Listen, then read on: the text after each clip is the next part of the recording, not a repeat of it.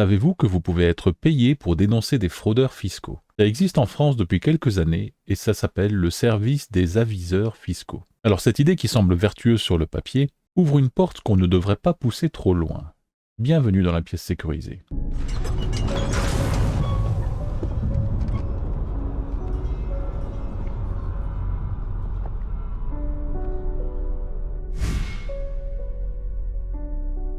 On s'intéresse donc à cet article de l'actu juridique que vous retrouverez en description. Il nous permet de réaliser que depuis 2018, le nombre d'aviseurs fiscaux, donc en gros ceux qui balancent les faits illégaux constatés, ont augmenté de plus de 130%. Pourquoi? Parce que dénoncer peut rapporter gros.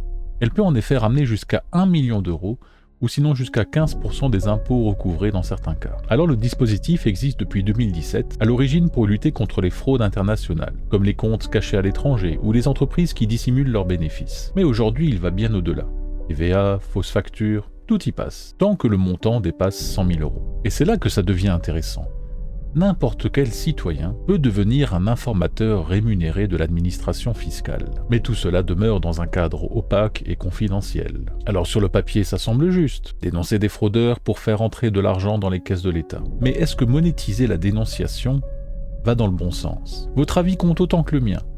Mais je vais vous partager en tout cas un point de vue. Prenons un exemple un petit peu plus étendu et simple. Imaginez que demain, l'État décide de rémunérer des gens pour signaler les infractions routières. Vous voyez quelqu'un griller un feu rouge? Un petit signalement et vous recevez 50 euros. Vous surprenez une personne en train de se garer sur une place réservée aux handicapés? Allez, 20 euros dans la poche. Imaginons simplement qu'il suffise de faire une photo ou une petite vidéo pour prouver ce que vous dites. Ce serait un monde où tout le monde surveille tout le monde. Un monde où chaque geste est potentiellement monétisé, transformant chaque citoyen en chasseur de primes urbains. Est-ce que nous réussirions à éviter les abus, dénoncés par rancune, par vengeance, ou simplement par appât du gain? Alors certes, le dispositif en l'état cible vraiment des infractions bien particulières. Mais s'il est étendu, c'est pas comme si l'État était désespérément en train de chercher du pognon là où il peut s'en faire, eh bien il risque de changer notre rapport aux autres. L'État met en avant ce dispositif comme un outil efficace, lui permettant de récupérer des millions d'euros. Mais est-ce vraiment ça la solution à long terme? De compter sur certains citoyens pour mettre en avant les erreurs des autres? L'État n'a-t-il pas simplement trouvé une manière de masquer son incapacité à réformer le système fiscal? Alors oui, dénoncer les fraudeurs fiscaux peut paraître utile.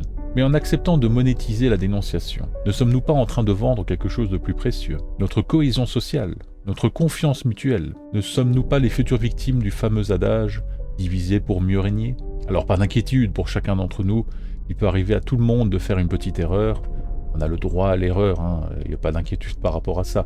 Les services fiscaux sont très compréhensifs dès lors qu'on fait quand même preuve de bonne volonté et qu'on fait les efforts nécessaires. Nous allons nous retrouver pour d'autres vidéos pour présenter différentes manœuvres légales évidemment concernant la protection de notre épargne.